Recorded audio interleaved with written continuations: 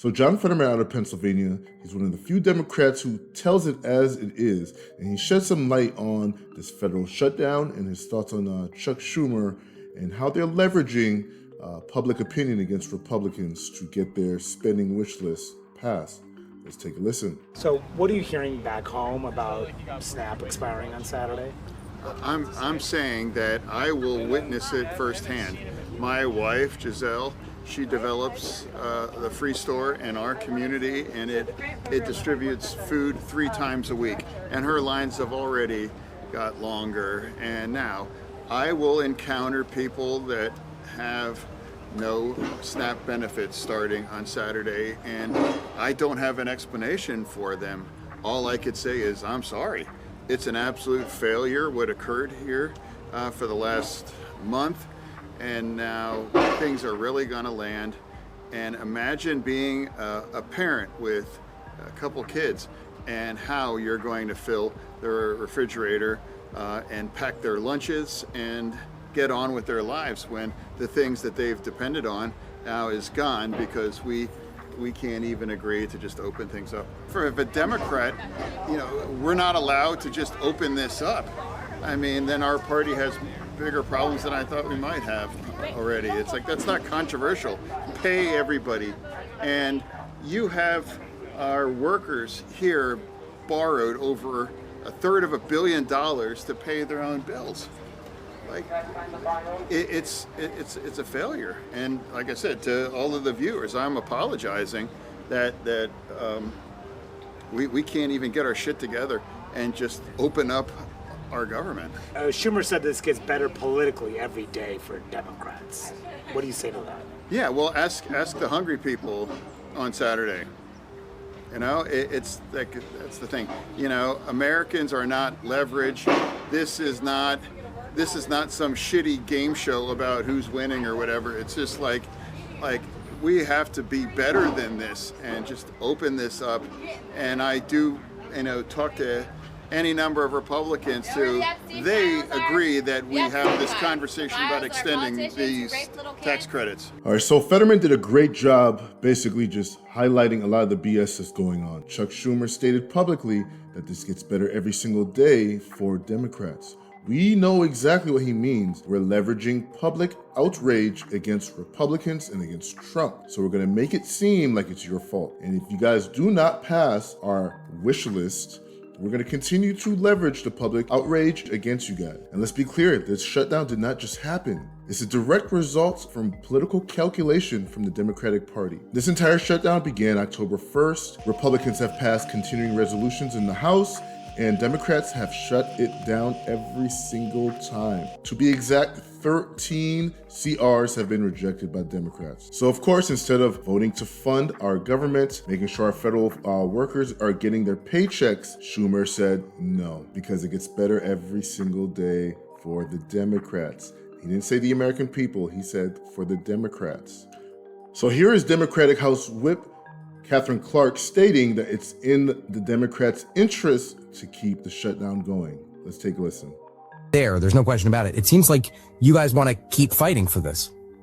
We are absolutely going to keep fighting for this. And that does not mean that it's like, oh, this pain isn't real and that we are not compassionate and understand the terrible position that people are in. Shutdowns are terrible. And we wish that they had come to the table with us and avoided this. When you control the House, the Senate, and the presidency, you have that power. Listen to what Catherine Clark is saying. Again, if Republicans had come to the table, meaning if Republicans have done what we said you guys need to do. Otherwise, 13 CRs would not have been rejected. We have air flight controllers. We have military men and women who are not receiving paychecks. This is why if I had my way, congressional salaries would be tied to the passing of congressional budgets. This is the CEO of United Airlines, who of course is taking a direct hit due to this federal government shutdown. His air traffic controllers are not working and are not getting paid because of what Chuck Schumer is doing, and he acknowledges it. Listen to this. Really thanking the professionals, the air traffic controllers, folks at the TSA, also the FAA, the people in management. They're working hard. They are keeping the skies safe. They've minimized delays. Fewer than 2% of flights have been delayed so far because of air traffic control shortages. So they've done a great job. But it's putting stress on people. It's not fair to those people. It's also putting stress on the economy. You know, the first couple of weeks this had no impact on the economy, but as every day goes by, the impacts start to grow. And airlines are a pretty good real-time indicator of the economy, and we start to see still minor, but steep booking impact, and you see that happening in the economy. We put the whole economy at risk. And so it's been 30 days, and while I don't have a position on which partisan side and how things should be settled with healthcare, it has been 30 days. I also think it is time to pass a clean CR, use that as the opportunity to get into a room behind closed doors and negotiate hard on the real and substantive issues that the American people want our politicians on both sides of the aisle to solve. But let's get a clean CR and get that negotiation done behind closed doors without the pressure and without putting the American workers and the American economy at risk. Here. Great.